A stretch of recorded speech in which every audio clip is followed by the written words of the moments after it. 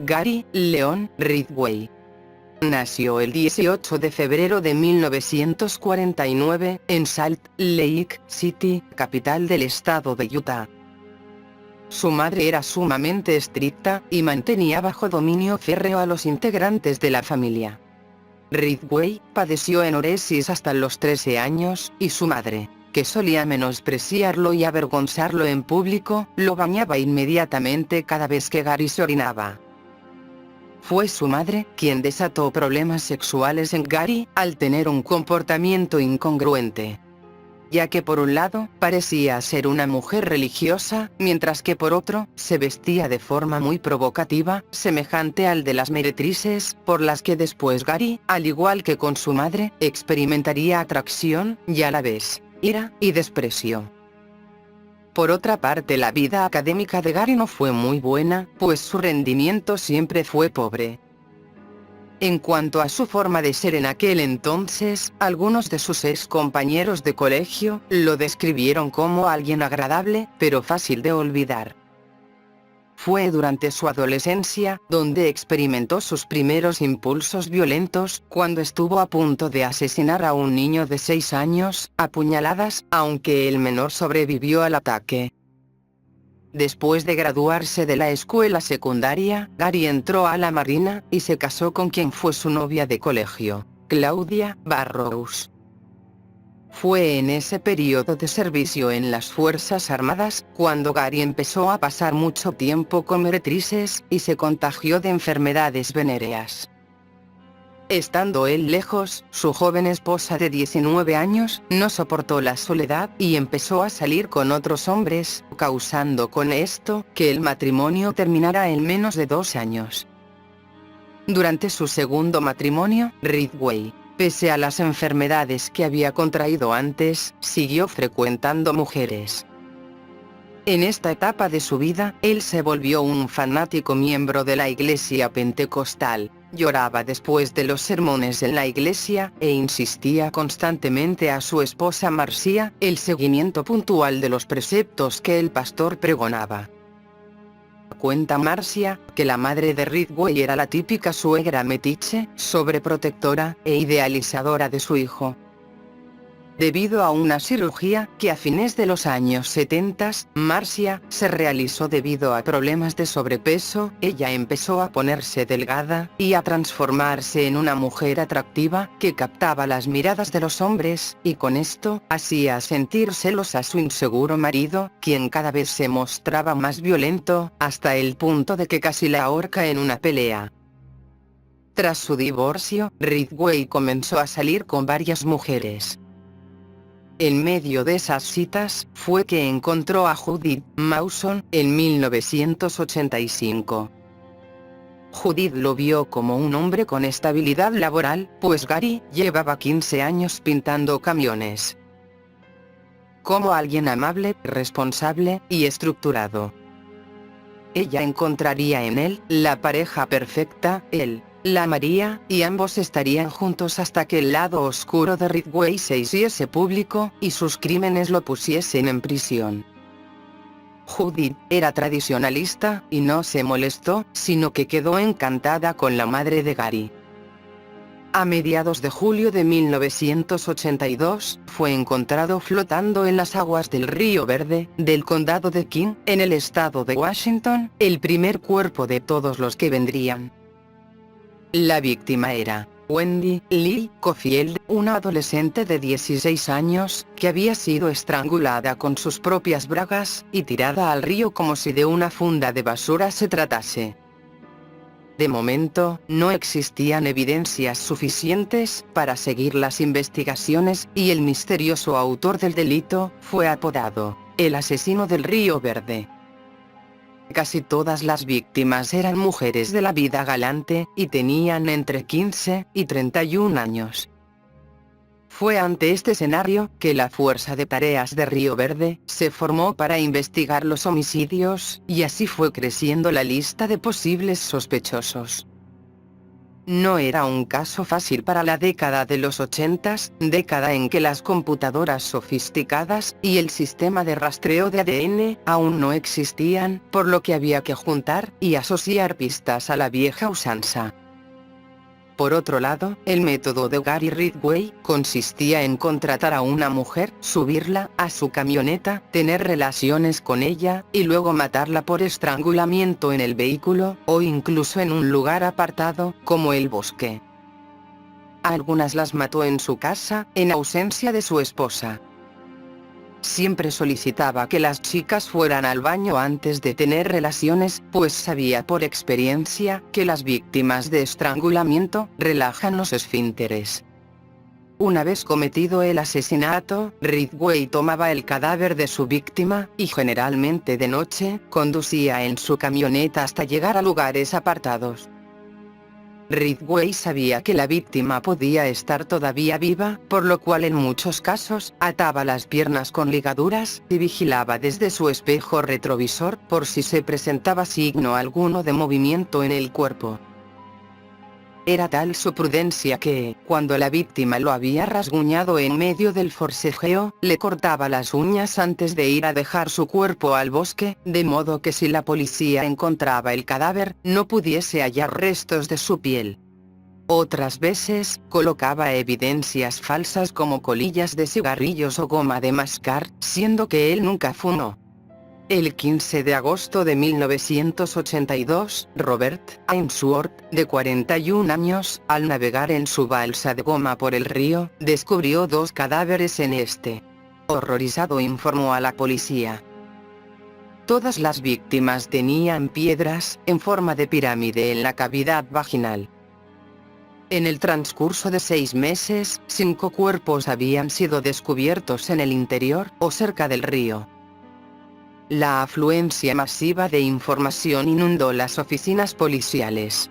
No poseían los recursos para procesar la cantidad cada vez mayor de datos y pruebas. De hecho, gran parte se había perdido, extraviado o pasado por alto. Entrevistaron a muchas mujeres, y detuvieron a varios sospechosos, sin que ninguno de ellos fuera el asesino real. En enero de 1984, el grupo de investigadores fue encabezado por el capitán Frank Adamson, quien anteriormente dirigió la Unidad de Asuntos Internos del Departamento de Policía. Durante los primeros meses se hicieron cambios drásticos. Un importante descubrimiento se hizo en abril, cuando los restos óseos de algunas de las víctimas fueron encontrados.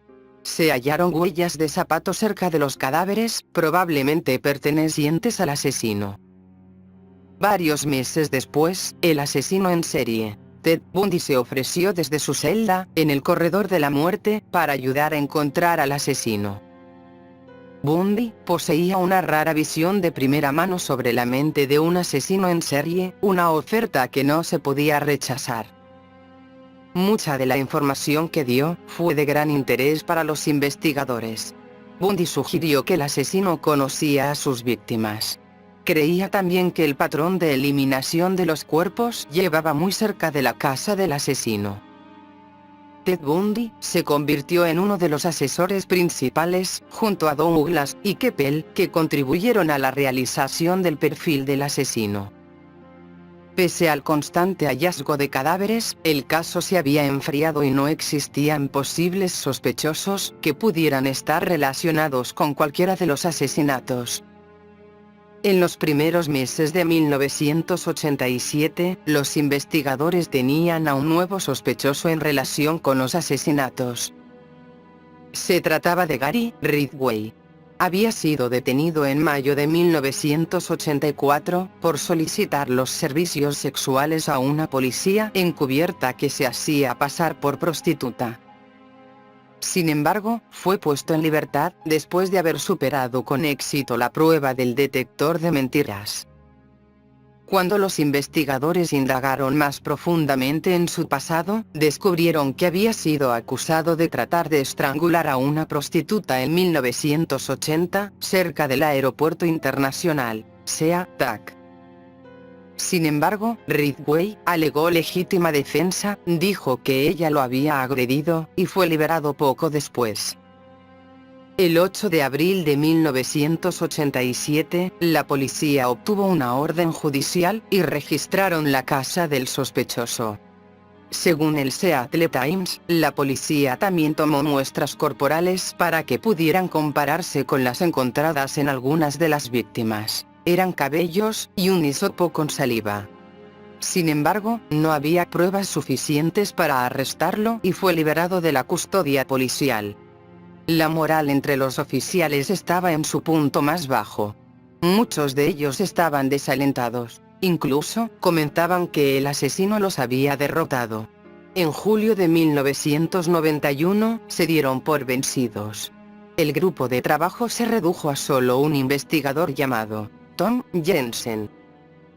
En abril de 2001, casi 20 años después del primer asesinato, el detective Dave Reichert, quien se había convertido en el sheriff del condado de King, empezó a rebuscar en las investigaciones de los asesinatos durante su tiempo libre. Estaba decidido a encontrar al asesino. Pero había una gran diferencia ahora: el grupo de tareas tenía la tecnología de su lado. El 10 de septiembre de 2001, Reichert recibió una noticia de los laboratorios que conmovió al endurecido detective hasta las lágrimas. Las muestras de las víctimas coincidían con las de Gary Ridgway. El 30 de noviembre, Ridgway fue interceptado por la policía cuando salía de la fábrica de camiones donde trabajaba. Fue arrestado y se enfrentó a 4 cargos de homicidio agravado. Ridgway confesó más homicidios que ningún otro asesino en serie estadounidense. Durante un periodo de 5 meses de entrevistas con la policía y el fiscal, confesó 48 asesinatos. Al paso de los extensos interrogatorios, Ridgway explicó que todas las víctimas habían sido asesinadas en el interior del condado de King, Washington, y que había transportado y arrojado los restos de 2 mujeres cerca de Portland para confundir a la policía. El 5 de noviembre de 2003, Ridgway firmó una declaración de culpabilidad por 48 cargos de homicidio premeditado agravado. Hizo un acuerdo con el fiscal, en el cual accedió a revelar el paradero de algunos cadáveres que aún no habían sido descubiertos. Su trato logró que eludiera la pena de muerte y recibiera una sentencia de cadena perpetua sin libertad condicional. El 18 de diciembre de 2003, Ridgway fue condenado a 48 penas de cadena perpetua sin posibilidad de libertad condicional, para ser cumplidas consecutivamente. También fue condenado a 10 años adicionales por cada una de las 48 víctimas, por manipulación de pruebas. Esto añadió 480 años más de prisión a sus 48 penas de cadena perpetua. Ridgway condujo a los fiscales a 3 cuerpos más en 2003. Mientras tanto, su tercera esposa, Judith, anunció que iba a colaborar en un libro sobre él. Afirmó que su intención no era ganar dinero, sino contar que Gary Ridgway siempre la había tratado bien, que su matrimonio de 14 años había sido un sueño hecho realidad. Él sabía cómo ser romántico, y pasaron mucho tiempo juntos. Era un buen proveedor, y se mostraba sensible a sus necesidades. Gary, una vez que estuvo en prisión, le escribió muchas cartas pidiéndole disculpas a Judith. Para Judith, Ridgway era su héroe. Pero el 31 de diciembre de 2003, Ridgway afirmó haber asesinado a 71 víctimas. El número exacto de víctimas es algo que no se llegó a saber con certeza. Actualmente, Gary Ridgway se encuentra en la penitenciaría del estado de Washington, donde ha recibido pedidos de entrevistas por parte de distintos tipos de personas interesadas en el caso. Psiquiatras, forenses, terapistas, estudiantes de psicología en busca de un doctorado, periodistas, reporteros, creadores de documentales, e investigadores particulares del tema de los asesinos seriales. Gary siempre se ha mostrado deseoso de ser entrevistado, sin embargo no siempre se lo han permitido, pues la política de la prisión ha sido la de negar visitas que no sean de familiares, de abogados, o que no apunten al afianzamiento de la ley.